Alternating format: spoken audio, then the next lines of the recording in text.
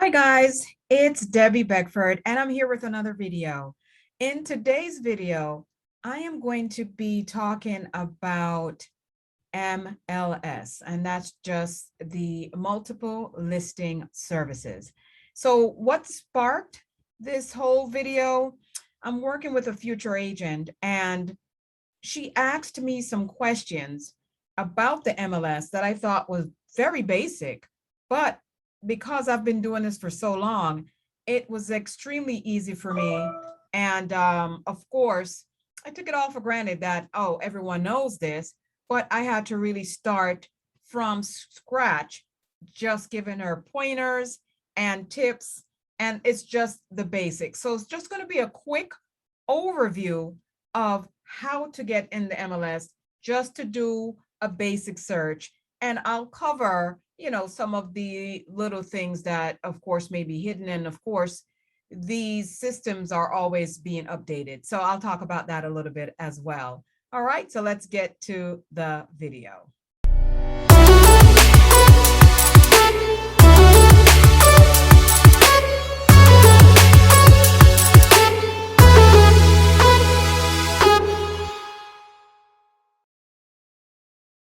Okay, so you can see my screen.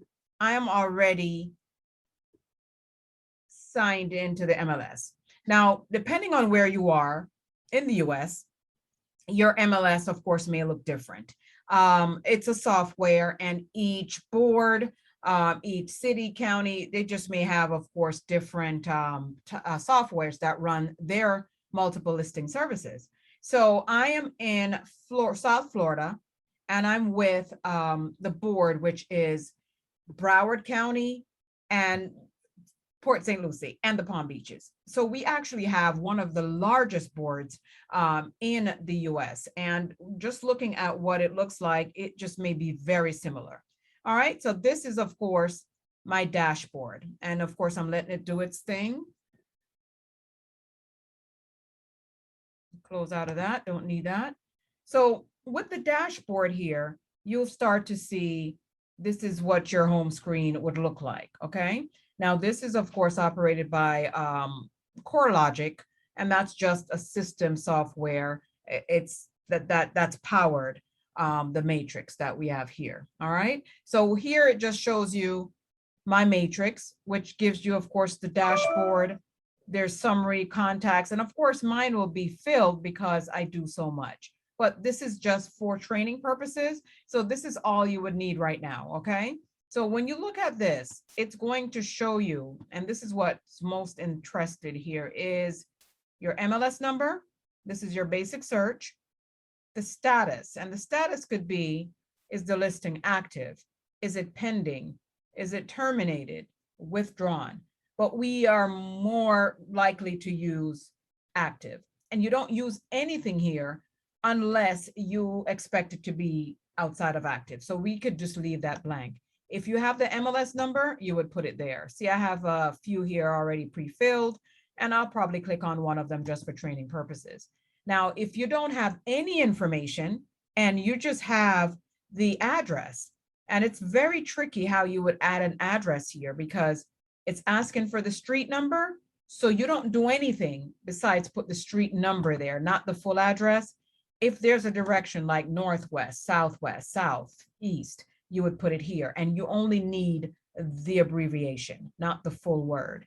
And of course, the street name, whether it's a number or an actual name. If you're dealing with condos, apartments, you would put that, of course, in unit number to be more specific. If not, it's going to, of course, just pull from the active listings, and then it'll show you all the numbers if you just want to look into a particular subdivision. So just for training purposes, I'll bring up one of my old MLS numbers just to start from there to see what we have, all right? I'll just click on this one, and then you click on search. So just to show you what this looks like, it's just going to bring up a regular screen here, but this is what's important. Of course, this is the MLS number I pulled. The status, if you're not familiar with, of course, the codes, CS just means closed sale. And of course, you have area numbers, This is the full address. Now, any one of these hyperlinks are clickable. All right. So I want to, of course, look at what happened. I'm going to click on that MLS number. And of course, it pulls up what the property is, the close. And of course, I can go into a lot more detail. It was listed for $359, sold for $364. And it closed on September 22nd, 2020. So it's all these codes. Now, the more you get familiar with the MLS system, the more you'll know the shortcuts, what these little codes mean. There's just a whole lot of things that you can do. For example, you have what they call the folio number here.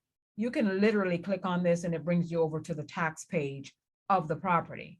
And this is just a regular listing. So of course you can scroll through pictures.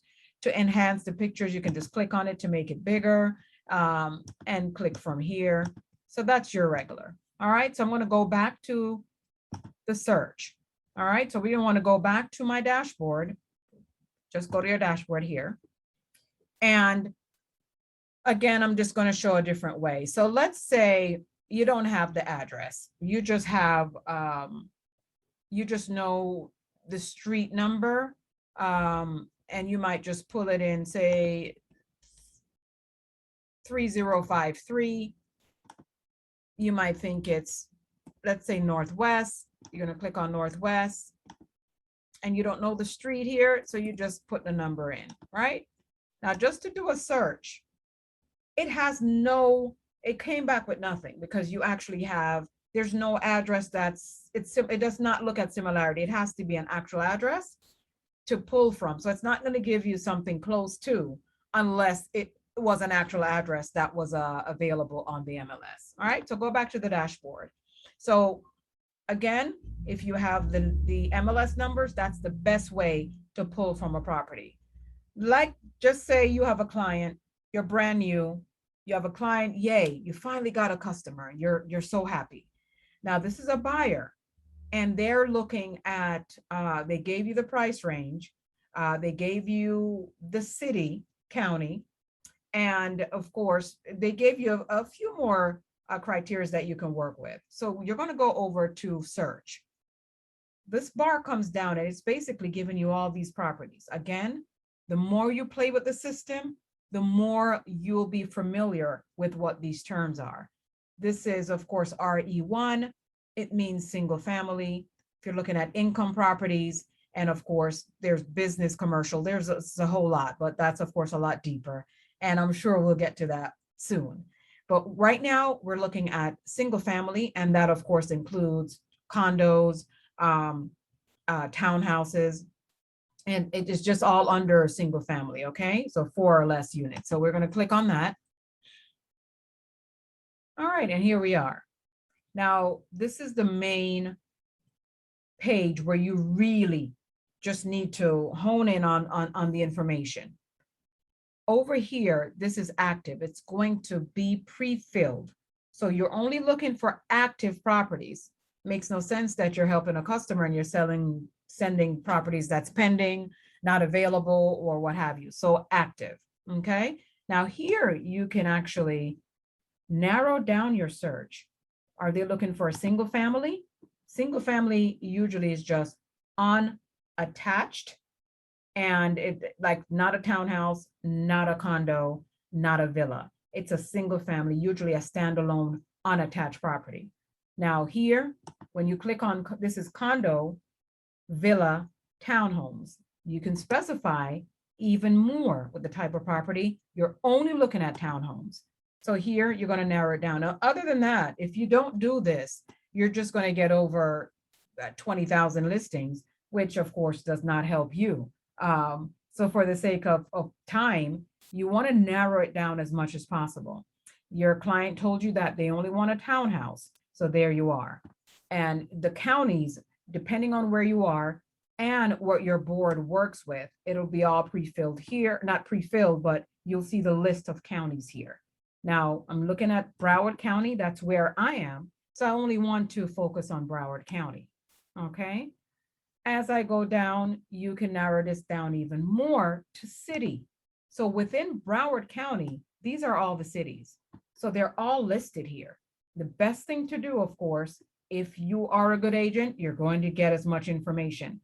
I'm already down to 421 matches. Now, the key thing is to get that number down as low as possible so you can deal with really what's available for your client. So I'm just going to look at a city that I know a lot of people, of course. I won't even go there. Let's just do Coral Springs. All right, that's a city in Broward County. Let's say that's what my client wants. It's already at 17 matches.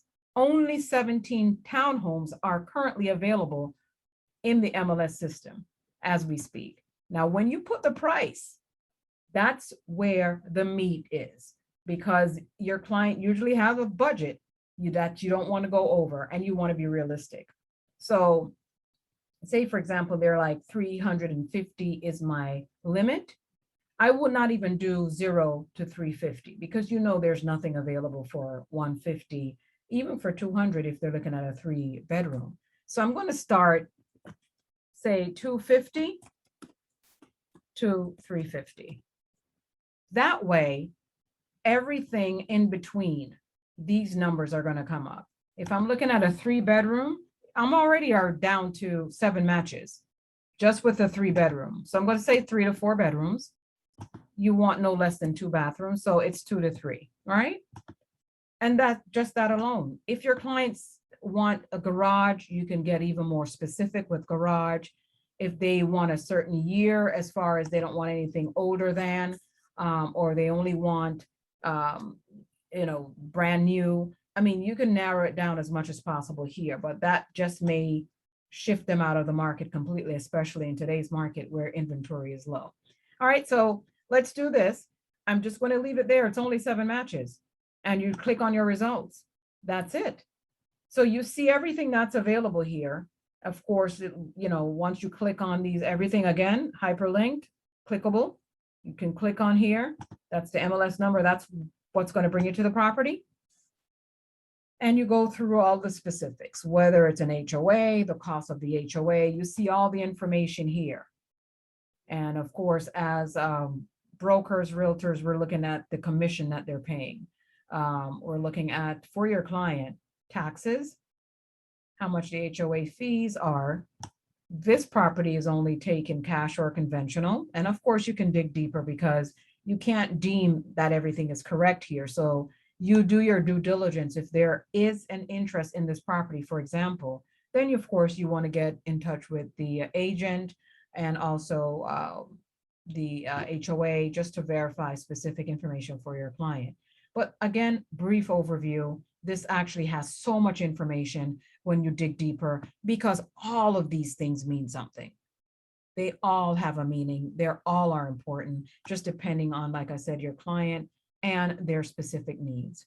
I think I've gone over a lot and I know you'll have some questions, but that's just, like I said, a brief overview. And I wanted to at least present this because the questions were just how to get on, how do I do a basic search? And that really is it. I definitely am going to break it down even more into how to do just, you're looking at a certain tax, you're looking at properties or FHA, if they take FHA loans, they're all typo specific. And then we can get to the commercial side of it because I plan to do that as well. All right, so I really hope that I was able to help someone.